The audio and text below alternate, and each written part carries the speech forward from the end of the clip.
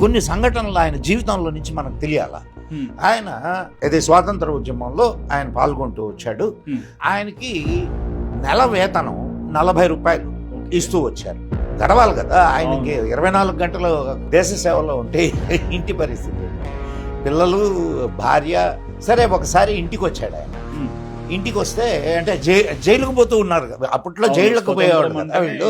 So నెలలు ఇంటి ముఖం చూసే ఇది లేదు. అందుకోసం సంస్థ వీళ్ళకి వేతనాన్ని ఏర్పాటు చేసింది. ఒకసారి ఇంటికి వచ్చాడు. ఇంటికి వస్తే భార్యని అడిగాడు, నెలకొచ్చే ఇది పంపిస్తున్నారు కదా, సరిపోతుందా?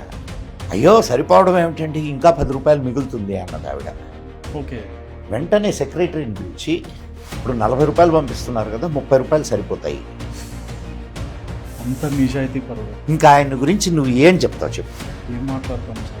అటువంటి వాడు ఈ దేశానికి ప్రధాని అయితే ఈ దేశం ఎక్కడికో వెళ్ళేది. ఆయన మొట్టమొదటి ఇచ్చినటువంటి స్లోగన్ ఏంటో తెలుసా? జై జవాన్ జై కిసాన్.